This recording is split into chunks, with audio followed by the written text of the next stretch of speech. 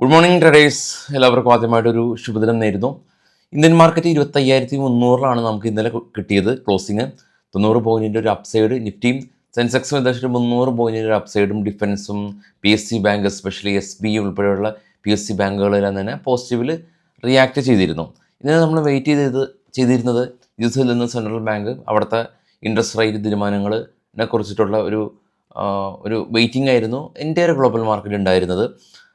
അപ്പോൾ അത് 25 ബേസ് പോയിൻ്റാണ് അവിടുത്തെ സെൻട്രൽ ബാങ്ക് ഈ റേറ്റ് കട്ട് പ്രഖ്യാപിച്ചിരിക്കുന്നത്. ഈ വർഷം ഫർദറായിട്ട് 2 റേറ്റ് കട്ട് ഉണ്ടാകുമെന്നും അഭിപ്രായപ്പെട്ടു. അതാണ് തീരുമാനം.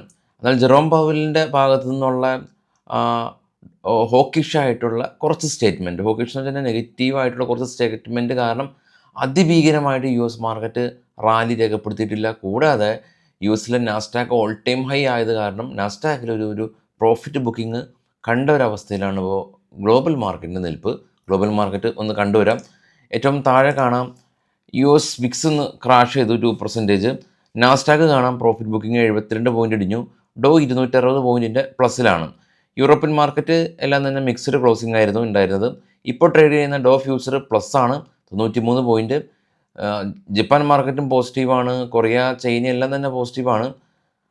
കൂടാതെ തന്നെ ഏറ്റവും ടോപ്പിലേക്ക് നോക്കുകയാണെങ്കിൽ ബിറ്റ് കോയിൻ എല്ലാം തന്നെ സസ്റ്റെയിൻ ചെയ്ത് നിൽക്കുന്നുണ്ട്. ഇനിയിപ്പോൾ നമ്മുടെ ഗിഫ്റ്റ് നിഫ്റ്റിയുടെ കാര്യം എടുക്കുകയാണെങ്കിൽ ഗിഫ്റ്റ് നിഫ്റ്റി നമ്മൾ ഇന്നലത്തെ ക്ലോസിങ്ങിൽ നിന്നും ഗിഫ്റ്റ് നിഫ്റ്റി പ്ലസ്സിൽ തന്നെയാണ് ഉള്ളത്. ഇപ്പോൾ ഏകദേശം ഒരു 25,496 ഗിഫ്റ്റ് നിഫ്റ്റിയുടെ സ്പോട്ട് ഉള്ളത്. 25,330 നിഫ്റ്റിയുടെ സ്പോട്ട് ഉണ്ടായിരുന്നത്. അപ്പോൾ ഗിഫ്റ്റ് നിഫ്റ്റിയും പോസിറ്റീവായിട്ട് തന്നെയാണ് ഇപ്പോൾ റിയാക്ട് ചെയ്യപ്പെടുന്നത്. ഇനി ഇന്ന് സെൻസെക്സിൻ്റെ എക്സ്പയറി ആണത് മനസ്സിൽ വച്ചേക്കണം. ഇനി കൂടാതെ ഇന്ത്യ US ട്രേഡ് ഡീലിൻ്റെ ചർച്ച പുനരാരംഭിച്ചിട്ടുണ്ട്. അതിൻ്റെ ഒരു പോസിറ്റിവിറ്റിയും കണ്ടു. പിന്നെ GST റീഫോം കാരണം 2 lakh crores അഡീഷണൽ വരുമെന്ന് FMൻ്റെ പ്രസ്താവനയും ഇന്ത്യൻ മാർക്കറ്റിനെ ഇന്നലെ മുന്നോട്ട് കൊണ്ടുപോകാനായിട്ട് ഉള്ള പ്രധാനപ്പെട്ട ഒരു ഡേറ്റ തന്നെയാണ്. ഇന്ന് കുറച്ച് സ്റ്റോക്കുകളുടെ വാർത്തകളിലേക്ക് പോകാം. ബൈസൽ റെക്കമെൻഡേഷൻ അല്ല. ബന്ധൻ ബാങ്ക് കമ്പനി ഇവർ 15 കോടി രൂപ യെസ് ബാങ്കിൽ ഉണ്ടായിരുന്ന ഇവരുടെ സ്റ്റേക്ക് സെല്ല് ചെയ്തു.